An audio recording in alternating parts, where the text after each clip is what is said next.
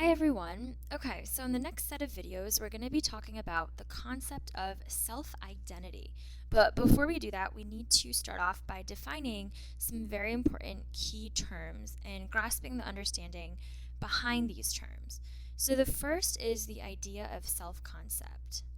Now, I'm sure you've heard of this before, and I think everyone has a loose interpretation of what it is, their own interpretation, but let's talk about it in terms of what psychologists say.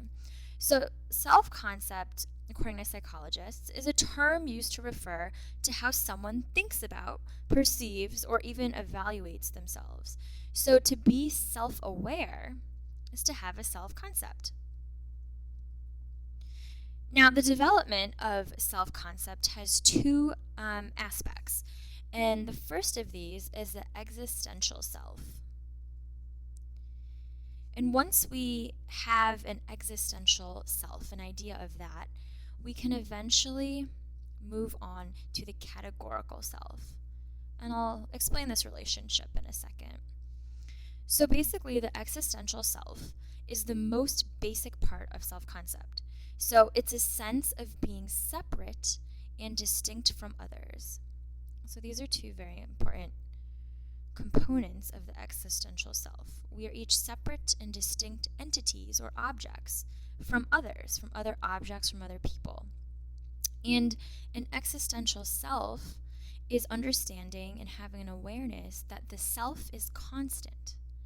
So it doesn't change in life. It's pretty constant throughout life. So if someone comes to you and says, I'm tired, that's not their self concept. That's not a good definition of who they are because it's a temporary state. They're not tired all the time. So self concept is consistent or constant. And a child as young as 2 or 3 months, baby, even realizes this. They realize that they exist separately from others and that they exist over time and space. So this arises due to the relationship the child has with the world. So you've always seen that when a baby smiles, someone else smiles back. Or have you ever seen babies play with the mobiles hanging above their crib? They have this relationship with other objects, and they realize that they are separate from that.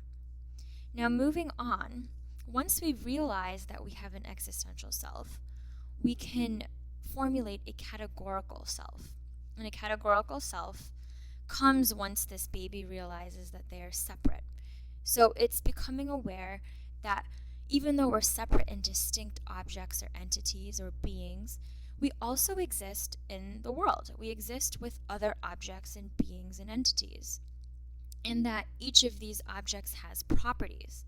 So at this point, the baby's growing and it's becoming aware that he or she is an object with properties. So usually young toddlers categorize themselves by age or by gender, sometimes even by some skills they have, or even by their size, how big or small they are.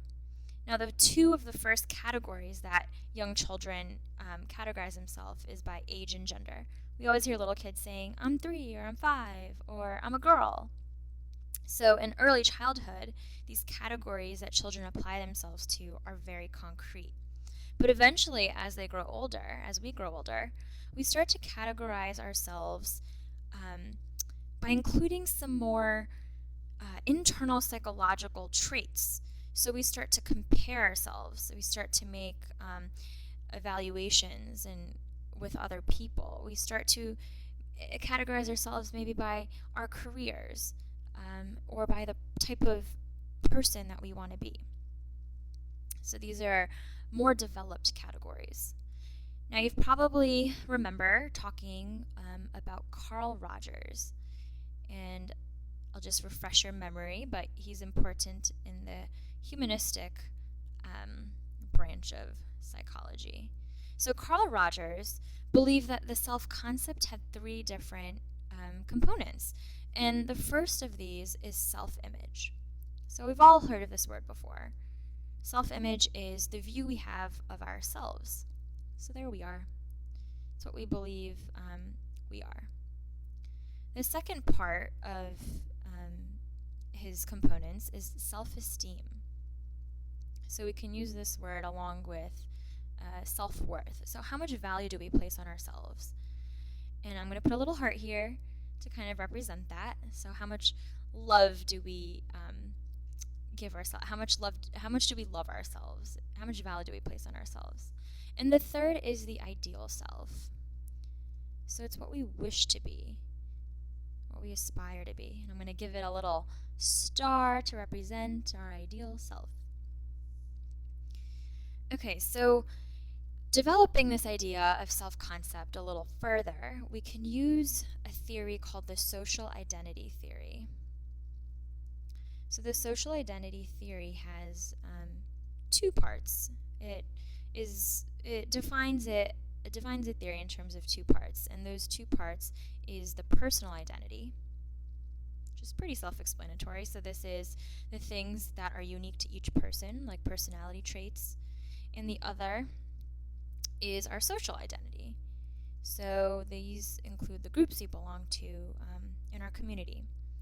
So in order to understand the social identity theory and how we categorize ourselves personally and socially, there's a mental process involved in this. So this process involves 3 steps. And these are the steps we use when we're evaluating ourselves and others and the relationship between personal and social identities. So first, all humans categorize themselves. We all categorize ourselves without even knowing it. We actually do this entire mental process I'm going to talk about without even really knowing we do it. It's just, I guess, part of human nature. So we categorize ourselves in order to understand objects and identify them. So we categorize people into groups, ones to which we belong and ones that are different from us. So we use social categories like race, so black, white, Australian, Chinese, Christian, student, accountant, whatever it may be. We categorize ourselves and people through these categories.